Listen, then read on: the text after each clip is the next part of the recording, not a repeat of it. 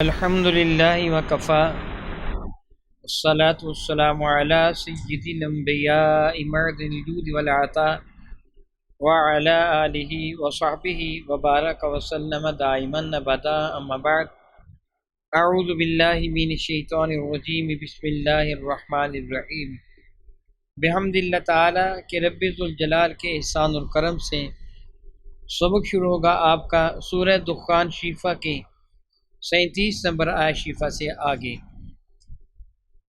ملاحظہ کیجئے گا۔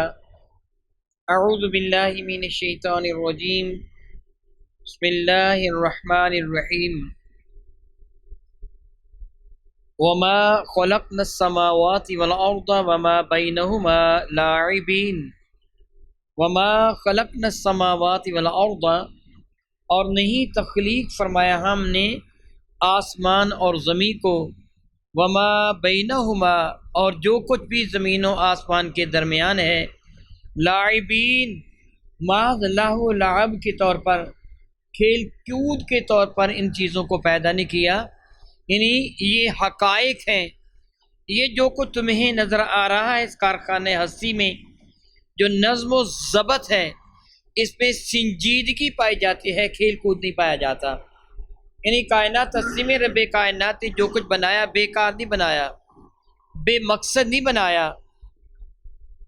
کوئی رینگنے والا کیڑا زمین پہ رینگ رہا ہو، یا فضا میں اڑنے والا پرندہ، یا جنگل کا کوئی درندہ، یا پانی کی کوئی بھی مخلوق، کوئی بھی ایسی شے نہیں ہے کہ جس کو رب کائنات نے بیکار بنایا۔ جس کو بنایا، جیسے بنایا، جہاں بنایا، جس طرح بنایا، رب کائنات نے بے مثال بنایا ہے۔ یہ سب کچھ اس کی قدرت کا شاہکار ہے۔ فرماتا ہے میں نے کھیل کود کے طور پر نہیں پیدا فرمایا۔ رب کائنات کی جانب اس چیز کی نسبت کرنی، کھیل کی نسبت کرنا حرام ہے، اور معاذ تعالیٰ ڈر ہے کہ کفر تک حرام نہ ہو۔ ہمارے اندر ایک چیز پائی جاتی ہے کہ معاذ اللہ تعالیٰ سادہ دیہاتی لوگ کہتے ہیں وہ رب کھیلنے کھیل رہا ہے، جیسے چاہتا ہے کرتا ہے، وہ کھیلنے کھیل رہا ہے۔ اللہ تعالیٰ کی جانب کھیلنے کھیلنے کی نسبت نہیں کی جا سکتی۔ ایسے کلمات کہنے سے گریز کرنا چاہیے۔ بعض اوقات ایسے ہوتا ہے کوئی فوت ہو جاتا ہے، کوئی بچپنے میں فوت ہو گیا، کوئی جوانی میں فوت ہو گیا، تو دوسرے کہ بات جی یہ رب کے کھیلے ہیں، جی وہ کھیل رہا ہے جیسے چاہے، نہیں، معاذ اللہ تعالیٰ کی جانب اس چیز کی نسبت نہیں کی جا سکتی۔ فرماتے ہیں کہ ما خلقناہما الا بالحق، ما خلقناہما، ہم نے نہیں پیدا کیا، خلقناہما، تخلیق کیا ہم نے ان دونوں کو، یعنی زمین اور آسمان کو، اور ضمناً ان ساری اشیاء کو جو تمہیں نظر آتی ہے زمین و آسمان کے درمیان، یا نظر نہیں آتی زمین و آسمان کے درمیان۔ وہ شے مرئی ہے، نظر آنے والی ہے، یا غیر مرئی ہے جو نظر نہیں آنے والی ہے۔ رب کائنات نے اس کائنات ہستی میں کسی بھی شے کو پیدا نہیں کیا الا بالحق، مگر جس کو پیدا کیا ہے وہ حق کے ساتھ پیدا کیا ہے، اس کا کوئی نہ کوئی فائدہ ہے، تجھے پتہ چلے نہ چلے۔ رب کائنات نے جو پیدا کیا وہ حق کے ساتھ پیدا کیا ہے۔ وہ جانتا ہے کہ میں نے کس کو پیدا کرنا ہے اور کیوں پیدا کیا ہے میں نے۔ رب کائنات جل چیز سے واقف ہیں۔ ارشاد فرماتے ہیں وَلَكِنَّ أَكْثَرَهُمْ لَا يَعْلَمُونَ، مگر اکثر انسان ایسے ہیں کہ جو ان حقائق کا علم نہیں رکھتے ہیں کہ رب کائنات نے سب چیزوں کو کیوں پیدا فرمایا، کس مقصد کے لیے پیدا فرمایا، وہ ان حقائق سے نہ واقف ہیں۔ وہ نہیں جانتے کہ ان چیزوں کو پیدا کرنے کا مقصد کیا ہے۔ رب ذوالجلال ارشاد فرماتے ہیں ان یوم الفصل میقاتہم اجمعین، ان یوم الفصل، بے شک وہ دن جو فیصلے کا دن ہوگا، جو حق و باطل کے درمیان ایک وہ یوم فیصل ہوگا، فیصلہ کرنے والا، جدا جدا کرنا، فاصلہ کر دینا، الگ الگ کر دینا، علیحدہ علیحدہ کر دینا، جس طرح لفظ انصاف کا لفظی معنی ہوتا ہے آدھا آدھا کر دینا، لفظ عدل کا معنی ہوتا ہے برابر اعتدال میں لے آنا۔ رب کی فرماتے ہیں وہ یوم الفصل، فیصلے کا دن، جب حق اور باطل کو جدا جدا الگ الگ کر دیا جائے گا، فیصلہ کر دیا جائے گا۔ میقاتہم اجمعین، میقات یہ کبھی ظرف زمان ہوتا ہے اور کبھی ظرف مکان۔ میقات وقت کو بھی کہتے ہیں اور جگہ کو بھی کہتے ہیں. جس طرح حرم پاک کے لیے میقات میرے کریم آقا نے مقرر فرمائی ہے، اور پاکستان والوں کی یعنی جان والوں کی میقات یلملم ہے، یعنی وہ جگہ جس جگہ سے آگے احرام باندھ کے جانا ہوتا ہے. مختلف میقات ظرف مکان جگہ کا نام، میقات ظرف زمان وقت کا نام. جس طرح مغرب یہ ظرف زمان بھی ہے، ظرف مکان بھی ہے، میقات ہے ڈوبنے کا وقت اور ڈوبنے کی جگہ. یہاں میقات سے مراد وقت ہے. ان یوم الفصل بے شک وہ فیصلے کا دن، میقاتہم اجمعین ان سب کے لیے ایک مقرر کر دیا گیا وقت ہے. اس وقت میں کمی بیشی نہیں ہوگی. جب وقت مقررہ آ جائے گا، قیامت کا دن آ جائے گا، جس سے رب کائنات نے یوم الفصل فرمایا ہے، فیصلے کا دن آ جائے گا، وہ اللہ نے مقرر فرما دیا ہے. اس جگہ بہت ساری باتوں کا جواب دے دیا گیا. آج بعض اوقات ہم دیکھتے ہیں کوئی ظالم مظلوم پر ظلم و ستم کے پہاڑ توڑتا ہے، وہ بیچارہ ظلم کی چکی میں پستا ہوا چیخ و چلا رہا ہوتا ہے کہ اس کا پرسان حال نہیں ہوتا. معاذ اللہ تعالیٰ ظالم ظلم کی انتہا کرتا ہے، ہاتھ پاؤں کاٹ دیتا ہے، آنکھوں میں سلاخیں پھیر دیتا ہے، زبان کاٹ دیتا ہے، جسم کے ٹکڑے ٹکڑے کر دیتا ہے. جس طرح خبیث اسرائیل والوں نے مسلمانوں کو لٹا کر ان پر ٹینک چڑھائے تھے، مگر تیز رفتاری کے ساتھ نہیں، اتنے آہستہ آہستہ جس طرح آپ یوں کہیے جوں کی چال، جس طرح آپ جملہ بولتے ہیں، یعنی آہستہ آہستہ ان بیچاروں کے پہلے پاؤں آہستہ آہستہ کچلے گئے، پھر پنڈلیاں کچلی گئیں، یعنی ان کا کیما کیا گیا. اللہ یعذ ایمان والوں کا اللہ یعذ باللہ ظلم و ستم کے پہاڑ توڑے گئے. بوسنیا میں کیا کچھ نہیں ہوا، آج بھارت میں کیا کچھ نہیں ہو رہا. بندہ کہتا ہے اللہ ان سے بدلہ کیوں نہیں لیتا؟ رب کریم فرماتے ہیں کہ ان کے لیے فیصلے کا دن مقرر کر دیا گیا ہے. ان یوم الفصل میقاتہم اجمعین ان سب کے لیے ایک فیصلے کا دن مقرر کر دیا گیا ہے. اگر آج ہی ان کو ان کے کیے کی سزا دے دی جائے، پھر قیامت کا مقصد کیا ہے؟ اس کا تو مقصد ہی یہ ہے کہ الذین یؤمنون بالغیب، ایمان والا وہ ہوتے ہیں جو زبان مصطفیٰ پر آنکھیں بند کر کے یقین کرنے والا ہے، بن دیکھے ایمان لانے والا ہے. نبی نے بتا دیا قیامت کے دن ظالموں کو ان کے ظلم کی سزا ملے گی، ان کے ظلم کی سزا ظالموں کو قیامت کے دن ملے گی. مظلوموں کو رب کائنات جل وعلا بدلہ لے کے دے گا. بندہ یہ نہیں کہتا کب لے کے دے گا، کب لے کے دے گا، بھی وقت مقرر کر دیا گیا ہے. قیامت کے دن فیصلہ فرما دیا جائے گا. پھر وہ دن کیسا دن ہوگا؟ یوم وہ دن لا یغنی مولن ام مولن شیئا، کوئی یار کسی یار کو کوئی فائدہ نہیں دے سکے گا. مولا کے کئی معنی ہوتے ہیں، آقا بھی معنی ہوتا ہے، جس طرح ہم اللہ تعالیٰ کے لفظ مولا استعمال کرتے ہیں. میرے کریم آقا فرمائے من کنت مولا فہذا علی مولا، جس کا میں مولا اس کا علی مولا ہے. بعض اوقات بعض دوست لفظ مولا پر بگڑ جاتے ہیں کہ مولا اللہ تعالیٰ کا نام ہے، تم علی کو بھی مولا کہہ دیتے ہو. حیرانی کی بات ہے، علی کو تو مولا نہیں کہا جا سکتا، لیکن محلے کے مولوی کو مولانا کہہ دیتے ہیں. مولانا کا مانا تھا ہمارا مولا، محلے کا مولوی ہمارا مولا ہو سکتا ہے، تو علی مولا کیوں نہیں ہو سکتے؟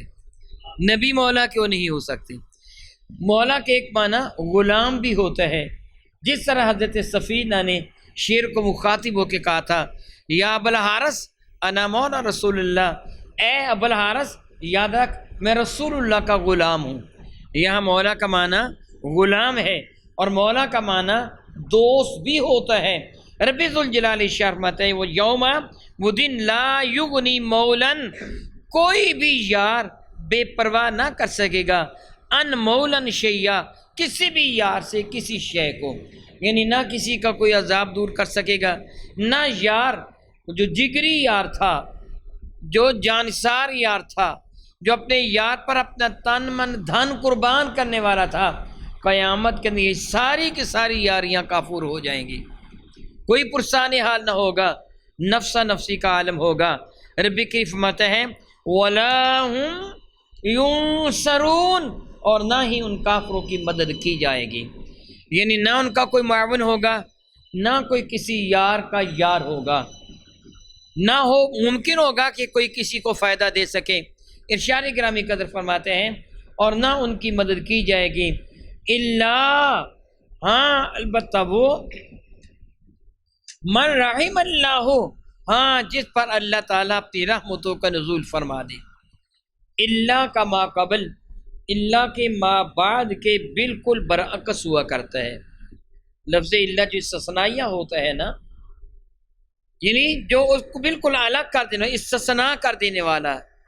اللہ کا ما بعد، ما قبل کے، ما قبل ما بعد کے، یہ ایک دوسرے کے بالکل مد مقابل ہوتے ہیں، اپوزٹ ہوتے ہیں۔ میں جس کی سادہ سی مثال دے کے آپ کو سمجھاتا ہوں، انشاءاللہ تعالیٰ بات سمجھنا آسان ہے۔ لا الہ، آگے کیا ہے؟ بلند آواز سے کہہ دیجئے، لا الہ الا اللہ۔ لا الہ کا معنی کیا ہوا؟ کوئی بھی عبادت کے لائق نہیں ہے۔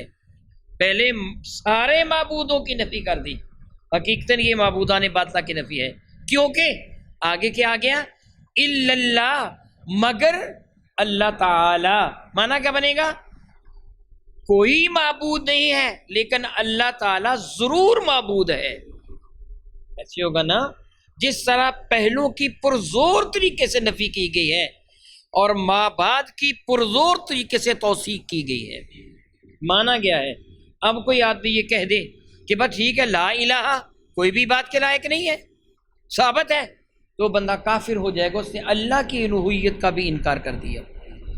جس طرح معبودان باطلہ کا انکار کرنا فرض ہے، اسی طرح اللہ تعالیٰ کی الوہیت کا اقرار بھی فرض ہے۔ اب سمجھنے کی کوشش کیجیے۔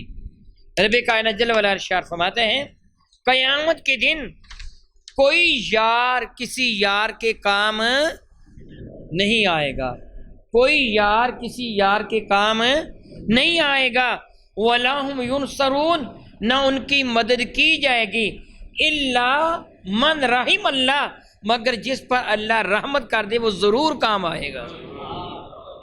یہی معنی ہوتا نا، اللہ کا ما بعد اللہ کے ما قبل کے بالکل برعکس ہے۔ جس طرح پہلے پر ایمان لایا جائے گا اسی طرح دوسرے پر ایمان لایا جائے گا۔ معلوم ہوا جن پر رب کریم کی رحمتوں کا نزول ہوگا وہ یار یاروں کے کام آئیں گے، وہ یار یاروں کے کام آئیں گے، ان کی مدد کی جائے گی۔ میرے نبی فرماتے ہیں صلی اللہ تعالیٰ علیہ وآلہ وسلم کہ نیک لوگوں کے ساتھ اپنے تعلقات بڑھاؤ، اپنا یارانہ، اپنی دوستی بڑھاؤ۔ یہ بیعت کرنے کا ایک مقصد یہ بھی ہوتا ہے، میرے کریم آقا رسول اللہ نے فرمایا قیامت کے دن رب کائنات ان نیک بندوں کو اجازت شفاعت دے گا۔ میرے کریم آقا کے ارشاد گرامی قدر کا مفہوم بنتا ہے اگر کوئی تمہارا نیک یار ہوا وہ تمہیں بھی بخشش کروا کے جنت میں لے جائے گا۔ وہ یاری فائدہ دے گی، نقصان ہی دے گی۔ صراحتاً حدیث مبارکہ ہے کہ قیامت کے دن کچھ لوگ یوں عرض کریں گے مولا تعالیٰ، کچھ وہ لوگ تھے یصومون معنا، یحجون معنا، یصلون معنا، او کما قال علیہ الصلوۃ والسلام، اے اللہ ہمارے یار تھے، ہم اکٹھے نماز پڑھنے کے لیے جایا کرتے تھے، ہم نے اکٹھے حج کیا تھا، عمرہ کیا تھا، اکٹھے بیٹھ کے روزہ افطار کیا کرتے تھے، روزہ رکھا کرتے تھے، مولا وہ کدھر ہیں؟ تو رب کائنات فرمائے گا وہ تمہارے یار نیک اعمال نہ کر پائے، ان کی نیکیاں کم تھیں، گناہ زیادہ، وہ تو جہنم میں جا رہے ہیں۔ تو یہ کہیں گے مولا وہ تو ہمارے یار تھے، وہ تو ہمیں عطا فرما دے۔ اور حدیث مبارکہ کا مفہوم بنتا ہے رب کائنات فرمائے گا جاؤ ان کو پہچان کر جہنم سے نکال کر لے آؤ۔ رب کی تو جانتا ہے نا کون کس کا یار تھا، وہ بھیج سکتا تھا نا، فرماتا ٹھیک ہے میں تمہارے پاس پہنچا، جاؤ فرشتوں فلاں فلاں فلاں کو نکال کر ان کے پاس پہنچا دو، فرما سکتا تھا، مگر نہیں فرمائے گا، ان کو کہے گا وہ جاؤ تم خود جا کے پہچان کر ان کو جہنم سے نکال لو، تاکہ ان کو پتہ چلے کہ نیک بندوں کی یاری کا فائدہ ہے۔ جو نیک بندوں کے ساتھ ہمارا یارانہ تھا نا، ہمارا جو ان کے ساتھ دوستانہ تھا، جو ہم ان کے ساتھ اٹھا بیٹھا کرتے تھے، ان کا فائدہ ہے۔ تو رب کریم فرماتا ہے الا من رحم اللہ، مگر وہ جن پر اللہ تعالیٰ جل وعلا اپنی رحمتوں کا نزول فرما دے، انہ هو العزیز الرحیم، اس پہ شک نہیں کہ وہ غالب ہے، زبردست قوتوں والا ہے، وہ عزیز ہے، رحیم ہے اور بہت رحمت نازل فرمانے والا ہے۔ عزیز ایسا ہے کہ جس سے چاہے بدلہ لے لے، عزیز ذو انتقام، بڑا زبردست غلبے والا، انتقام لینے والا، مگر یہاں فرمایا وہ انتقام نہیں لیتا، رحیم ہے، اپنی رحمتوں کا نزول فرماتا ہے، اپنی عنایات بے پایا کا نزول فرماتا ہے۔ سبحان اللہ تعالی و بحمدہ، او کما قال اللہ تبارک و تعالی، واللہ تعالی عالم باسرار کتاب۔